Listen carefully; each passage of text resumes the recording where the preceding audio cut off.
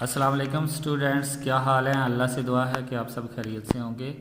अच्छा स्टूडेंट्स, जिन लोगों ने मेरा चैनल अभी सब्सक्राइब नहीं किया वो सबसे पहले मेरे चैनल को सब्सक्राइब करें और साथ में बेल आइकन को प्रेस कर दें ताकि मेरी हर आने वाली वीडियो आप तक पहुंच सके। ओके स्टूडेंट्स, चलते हैं अपने आज के टॉपिक की तरफ। तो काउंटडाउन 6 एक्सरसाइज 1D हम स्टार्ट कर रहे हैं। तो इसके चंद एक क्वेश्चन आज हम करेंगे। सबसे पहले इनकी हेडिंग समझें, उसके बाद बोर्ड पे जाते हैं, फिर आपको पता चल जाएगा कि हमने क्या करना है।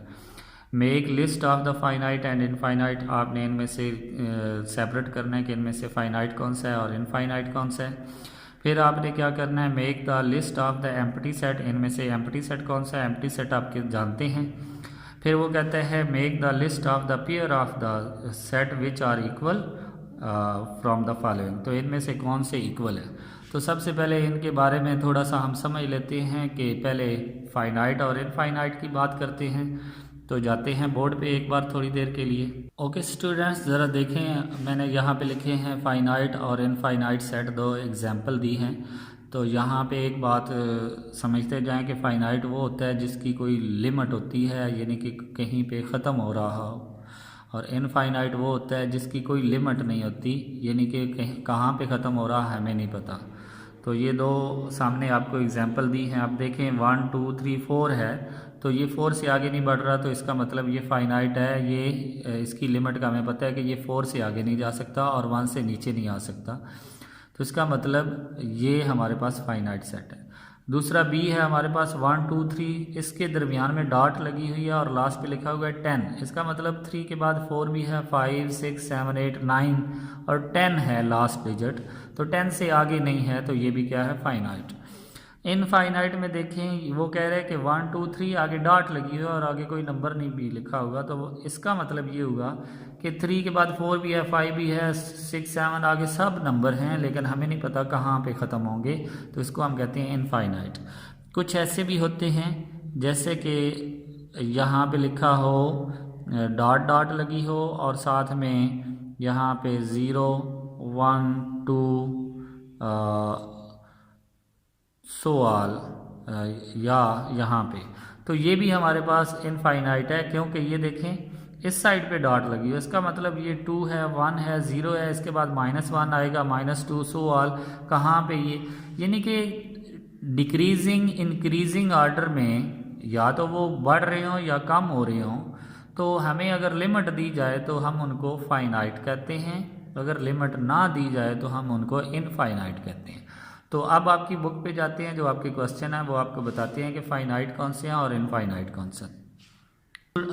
देखें स्टूडेंट्स, क्वेश्चन नंबर 1 में पार्ट नंबर 1 वो कहता है set of cities in Pakistan. तो पाकिस्तान की सिटीज़ हम काउंट कर सकते हैं, आई थिंक ये 97 प्लस होंगे, इससे ज़्यादा नहीं है। तो ये हमें लिमिट का पता है, मोर देन 100 तो नहीं हो सकता, लेकिन 100 कह लें, 100 से ज़्यादा नहीं है, 100 से कम ही है, तो ये फाइनाइट है। इट इज़ अ, आप इसके नीचे क्या लिखेंगे, it is a finite set. फिर पार्ट नंबर बी देखिए, सेट ऑफ यूनिवर्सिटीज़ इन लाहौर। तो ये ज़्यादा से ज़्यादा 3 4 होगी, 5 होंगी या 10 होंगी, लेकिन इससे ज़्यादा नहीं हो सकती। इसके बाद सेट ऑफ होल नंबर। तो अब ये सेट ऑफ होल नंबर, हमें पता है होल नंबर क्या होते हैं, एक बार बोर्ड पे जाते हैं। Set of whole number W is equal to, whole number होता है 0 1 2 सवाल। अब उसने हमें ये नहीं कहा कि होल नंबर कहाँ पे ख़त्म होंगे, तो ये क्या है, इनफाइनाइट सेट है। आगे पार्ट नंबर 4 में चलते हैं। वो कहते हैं सेट ऑफ नेगेटिव इंटीजर। तो नेगेटिव इंटीजर वो भी ख़त्म नहीं होते, 0 से नीचे -1 -2 -3 वो भी नहीं ख़त्म हो रहे, तो ये भी क्या है, इनफाइनाइट है। तो आपने क्या करना है, इसको क्या लिखना है, it is a infinite set. Part number 5 set of a point on the line segment. अब लाइन सेगमेंट पे जो पॉइंट होते हैं, ये हमारे पास स्टूडेंट्स एक लाइन सेगमेंट है, ये तो इसके ऊपर हम जितने मर्जी पॉइंट लगा लें, जितने मर्जी इसके पार्ट बना लें, तो ये भी क्या है, इनफाइनाइट। ठीक है, तो आगे हम बढ़ते हैं। आगे हमारे पास है set of vowels of alphabets. आपको पता है वावल्स कितनी हैं, 5 हैं, इससे ज़्यादा नहीं है, तो ये क्या है, फाइनाइट है। Okay students, question number 1 clear हुआ। अब हम देखते हैं एम्प्टी सेट क्या होता है। एम्प्टी सेट वो होता है जिसमें कोई नंबर नहीं होता। तो set of whole number between 9 and 10, तो बताएं 9 एंड 10 के दरमियान में कोई नंबर आता है? नहीं आता, तो it is a empty set. Set of people who landed on Mars before 1994, तो 1994 से पहले कोई बंदा जो है वो मार्स पे नहीं गया, तो इसलिए ये भी सेट ऑफ एम्प्टी सेट है। Set of integer between 4 and 6, तो 4 एंड 6 के दरमियान में क्या आता है? 5 आता है, तो ये एम्प्टी सेट नहीं है। Set of even number, even prime, तो ये आपको पता है 2 जो है वो इवन में भी शामिल होता है और प्राइम में भी शामिल होता है। ये आपने पीछे सेट में पढ़ा था, जो 2 होता है वो इवन भी होता है और प्राइम भी होता है, तो इसलिए ये भी एम्प्टी नहीं है। तो इसके बाद set of 3 digits number greater than 1000। अब 1000 से ग्रेटर जितने भी डिजिट्स होंगे वो तो 4 डिजिट्स होंगे, तो इससे जो कम है वो 999, वो 3 डिजिट्स है। तो इसका मतलब इससे ऊपर जो है कोई भी 3 डिजिट्स नहीं आएगा, तो यहाँ पे भी खाली सेट आएगा, एम्प्टी सेट आएगा। Set of point of intersection of a 2 non parallel lines. अब 2 नॉन पैरेलल लाइंस का जो सेट होता है वो भी क्या होता है? ये देखें, ये नॉन पैरेलल होती हैं लाइंस, एक इधर जा रही है तो एक इधर जा रही है, तो इंटरसेक्शन पॉइंट एक मौजूद होता है, तो इसलिए ये भी एम्प्टी सेट नहीं है, इसके ऊपर एक पॉइंट इंटरसेक्शन मौजूद है। तो अब क्वेश्चन नंबर 3 की तरफ बढ़ते हैं। क्वेश्चन नंबर 3 में वो कह रहा है कि pair set which are equal, तो कौन से इक्वल हैं? तो इक्वल के लिए 2 शर्तें हैं।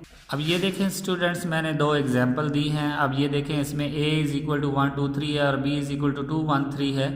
तो इक्वल के लिए 2 शर्तें ज़रूरी है, एक तो उनकी तादाद इक्वल हो और दूसरा उनकी वैल्यू भी इक्वल हो। अब ये देखें, तादाद इसमें नंबर ऑफ़ एलिमेंट्स 1 2 3 दोनों में 3 3 है, एक शर्त जो है, एक कंडीशन पूरी हुई। अब दूसरी, इसमें 1 है, इसमें भी 1 है, इसमें 2 है, इसमें भी 2 है और इसमें 3 है, तो ये इक्वल है। अब नॉन इक्वल क्या होते हैं? इनकी तादाद तो सेम है 1 2, इसमें भी 2 एलिमेंट्स, इसमें भी 2 एलिमेंट्स, लेकिन इसमें 1 है, इसमें a है, इसमें 2 है, इसमें b है, तो ये इक्वल नहीं है बल्कि इक्वलेंट इनको कहते हैं, और ये इक्वल हैं। तो ऐसे हमने पेयर्स उठाने हैं। तो चलते हैं बुक पे। अब ज़रा पार्ट नंबर 1 को देखें। 2 3 4 2 3 4 दोनों में मौजूद है, नो। दूसरे में बी में 3 4 है लेकिन 5 आगे आ गया, तो फर्स्ट वाला इक्वल नहीं है। सेकंड वाला 1 4 9 आगे 12 22 और 32, ये भी इक्वल नहीं है। आगे थ्री पार्ट पे जाते हैं, A B C D E है, तो आगे वो कहते हैं set of vowels of English alphabets, तो क्या ये वावल्स हैं? नो, तो इसका मतलब ये इक्वल नहीं है जी स्टूडेंट्स। तो ये भी इक्वल ना हुए। फिर हम चलते हैं पार्ट नंबर 4 की तरफ। तो वो कहता है कि a is equal to 2 and b is equal to set of even prime number. तो इवन प्राइम नंबर सिर्फ 2 ही होता है, आपने पीछे पढ़ा है, तो इसका मतलब ये दोनों इक्वल हैं। इसमें भी 2 ही आता है और इसमें भी ऑलरेडी 2 ही दिया हुआ है, तो ये दोनों इक्वल हैं। आगे हम बढ़ते हैं। मल्टीपल ऑफ 7 लेस देन 30, तो 30 से 7 के मल्टीपल कौन से हैं? 7 है, 14 है, 21 और 28, लेकिन इसमें तो 7 दिया हुआ ही नहीं है, ठीक है। इसमें 7 होता तो तब ये इक्वल होते, ठीक है, क्योंकि बाकी 14 भी है, 21 भी है, 28 भी है, लेकिन 7 1 और 7 नहीं है। तो आगे हम देखते हैं a is equal to empty 0, इसमें अब 0 एलिमेंट्स है और ये एम्प्टी है, तो ये दोनों भी इक्वल नहीं है। फिर हम बढ़ते हैं, a is equal to a b c और b is equal to c b a, ये आगे पीछे लिखे हुए हैं, a भी उसमें मौजूद है, b भी मौजूद है और c भी मौजूद है, तो ये इक्वल है। आगे n i l e और m i l e, अब ये देखें n और m का डिफरेंस आ रहा है, तो इसका मतलब ये भी इक्वल नहीं है।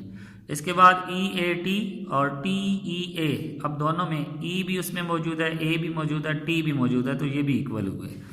इसके बाद x is an even number less than 4, तो लेस देन 4 जो है इवन नंबर सिर्फ 2 होता है, तो ये भी 2 ही है, तो ये इक्वल हैं।